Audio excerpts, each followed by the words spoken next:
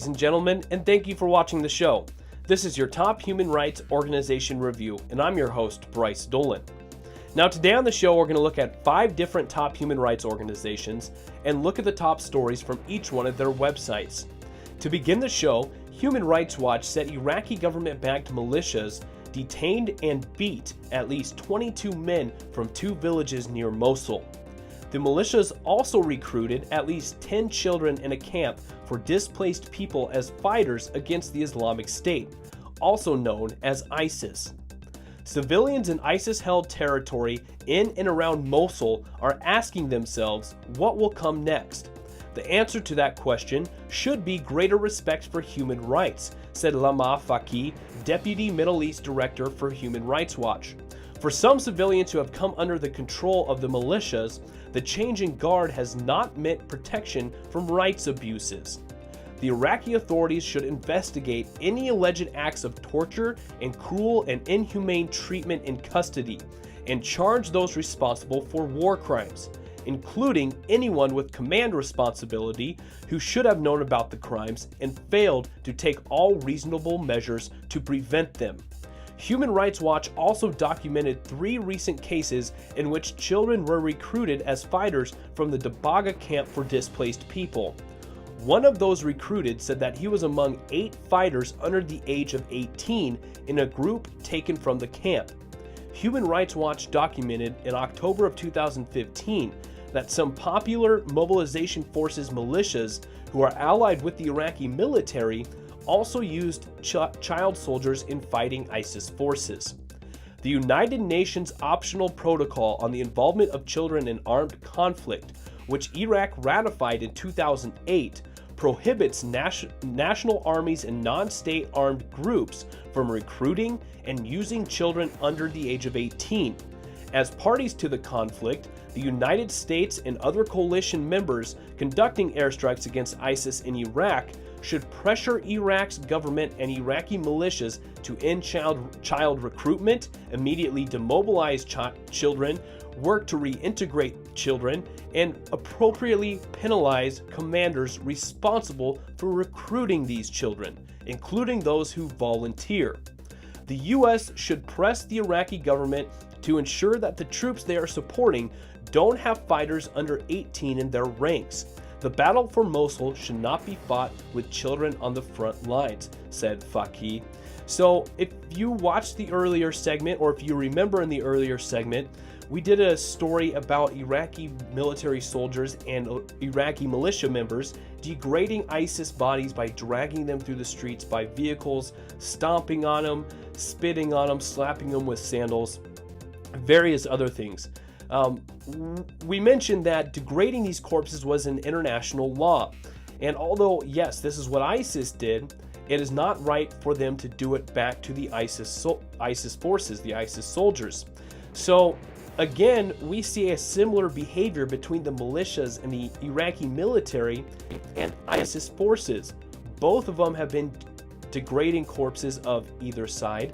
Unfortunately, that is breaking international law. And now we see both sides recruiting children to fight under the age of 18. So hopefully calling attention to this will kick the butt of the proper authorities, the proper officials, to take action and take those in accountable for these horrible crimes. Because this should not be happening. What's next? Human shields? We don't want to find out. So again, calling attention to this particular situation will hopefully kick the butt of some proper Iraqi authorities that will do something about this so no future cases or alleged reports come out. Now, moving on next to President Vladimir Putin.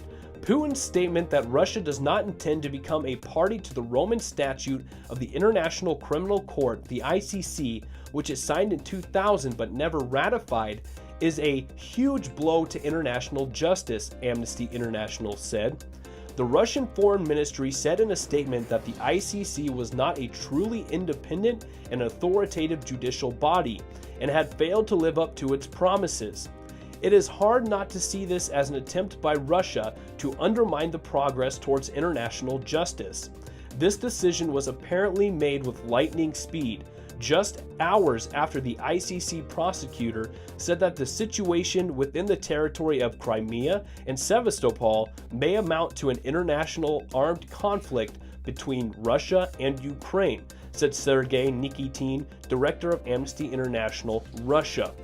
Russia never demonstrated any genuine intention to ratify the Rome Statute, and this announcement appears as nothing but contempt for the aims of the ICC, putting an end to impunity for genocide, war crimes, and crimes against humanity, and is an affront to all victims of these appalling crimes. Amnesty International has consistently condemned Russia's repeated efforts to block the referral of the situation in Syria to the ICC prosecutor at the UN Security Council, and the organization has also documented possible war crimes committed by Russian forces during the conflict in Syria. As Russia had not ratified the Roman Statute, little will change in practice. However, the decision is an alarming indication of Russia's unwillingness to cooperate with international justice systems, said Sergei. Russia's claim that the ICC has failed to live up to the hopes of the international community is completely cynical, given that it is the threat of a Russian veto in the UN Security Council which on repeated occasions has blocked referrals to the prosecutor of the ICC, including Syria.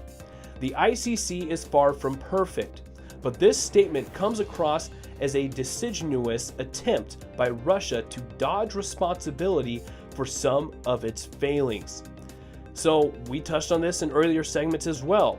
Russia continuing its withdrawal from the ICC, the International Criminal Court. And as you can see from this article especially, the numerous members of the court are condemning Russia's withdrawal from the ICC because Russia is one of the violators of a number of international laws right now. So that's why I can see why these countries are upset that Russia is withdrawing. Essentially, I would take it as Russia's withdrawing to escape punishment or consequences of their current actions. So we'll see what the ICC can do. If Russia does withdraw from the ICC, we'll see if the ICC can still pursue them in some sort of lawsuit, some sort of, and deal them some sort of punishment or consequence for their actions right now in Syria. Now, moving on to the ICRC. Today, the International Committee of the Red Cross has a happy story. A daughter and mother reconnect after 2 years. Have patience, my daughter. We will be together again one day. With these words, Saadea comforted her daughter Ikra when she spoke to her by telephone for the first time since losing contact with her 2 years ago. 20-year-old Ikra Muhammad Ali became separated from her mother and 3 siblings in 2008 when she came to Jordan from Somalia, along with another brother and sister and her grandmother. The last contact between her and her mother was in early 2015, when Saadea called the family to inform them that she is in Yemen. After that, we lost track of her. We didn't know if she was dead or alive, explained Ikria. Eventually, I submitted a request to the ICRC in Amman, asking them to help me search for her. A week ago, the family received a call from a tracing officer at the ICRC delegation in Amman, informing them that Saadea was in Karaz camp in Yemen, and they had her telephone number. I couldn't believe it, she said. My legs were shaking. When I went with my grandmother to the ICRC office and the tracing officer dialed the phone number and I heard my mother's tender voice, I was so relieved. I wanted time to stop and live in that moment forever. In hearing her voice, I found solace. What broke my heart, however, was hearing that she was ill and needed urgent surgery. But now that I have found her, I will not lose her again. Only God knows how much I miss her.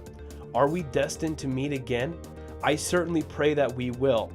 Now, Ikria has a pending claim to be resettled in a third country, but can return to the ICRC Amman office anytime to phone her mother in Yemen.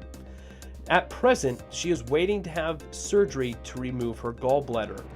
So, unfortunately, we do a lot of stories on this show for the Top Think Tanks review and the Top Human Rights Organization reviews, and the stories are generally depressing, not to say the least, because these are usually about human rights abuses and international law violations. But this is a very heartwarming story, and it just goes to show you just a simple phone call, something that a lot of us take for granted that we can do every day, and that we perform a phone call multiple times a day, every day. Just something as simple as that can make a huge difference in people's lives. Now next, Refugees International statement to President-elect Donald Trump. Now this is what Refugee International had to say to President-elect Donald Trump, and we're going to read their statement and no more, ladies and gentlemen.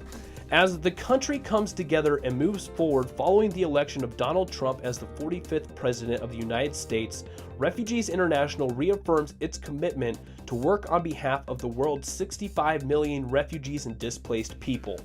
Throughout its history, the United States has played a leadership role on behalf of the most vulnerable people around the world, and has helped develop international legal principles that protect refugees and internally displaced persons. Refugees International has worked on behalf of refugees for more than 37 years, through 7 U.S. administrations, from the presidencies of Jimmy Carter and Ronald Reagan to those of Bill Clinton, George W. Bush, Barack Obama, and now President-elect Donald Trump.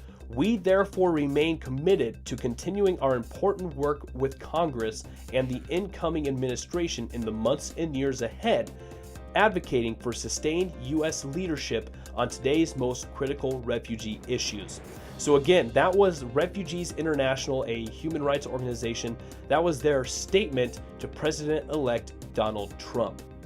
Now next, Philippine parliamentarians must shelve proposed draft legislation aimed at reinstating the death penalty in the country's legal system.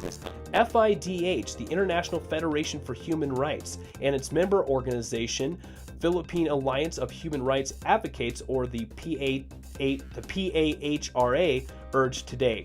The Philippines abolished capital punishment for all crimes in 2006. Legislators must resist the temptation to conclude that the restoration of the death penalty will provide an effective tool to combat crime. Their job is to ensure that new laws comply with international treaties that the Philippines has ratified, said Demetrius Christopoulos, FIDH president. Now, on November 9th, the House of Representatives Subcommittee on Judicial Reforms began discussing 7 bills that seek to reimpose the death penalty for so-called heinous crimes, a broad, unclear, and ill-defined notion, not a legal category. As of September 6th of 2016, members of the Congress had introduced at least 16 bills to either repeal existing legislation that prohibited the death penalty or make a number of crimes punishable by death. As for the executive branch, President Duterte, elected on May 9th, has vowed to reinstate the death penalty for a wide range of crimes, with a particular focus on crimes involving drugs. Other crimes for which Duterte said the death penalty would be reinstated included rape, robbery, and kidnapping that resulted in the victim's death. Enacting legislation to reinstate the death penalty is inconsistent with the Philippines' obligations under international law, namely the International Convention on Civil and Political Rights, and the second optional protocol to the ICCPR, aiming at the abolition of the death penalty. The Philippines is a state party to both human rights instruments. Now, we kind of can relate to this here in the United States. Or not just particularly in the United States, but actually in my home state. The death penalty was repealed to stay here in my home state, here in the United States. But here's the difference between the death penalty here in the United States and the death penalty in the Philippines. There are a large number of crimes that you can commit in the Philippines to receive that death penalty, unlike the United States. Just mere drug convictions can now possibly land you the death penalty in the Philippines. So as that violence and drama continues with President Duterte in the Philippines, we'll keep close watch on what he does and how the Philippines reacts if they choose to reinstate this death penalty. Now, ladies and gentlemen, that does it for today's show. I want to thank you for watching your top human rights organization review. You can find the links to these articles below in the description. I encourage you to check them out. It'll take you directly to their respective websites. After you do that, make sure you subscribe to the YouTube channel, give us a like on Facebook, or follow us on Twitter. But thank you for watching, ladies and gentlemen. I was your host, Bryce Dolan.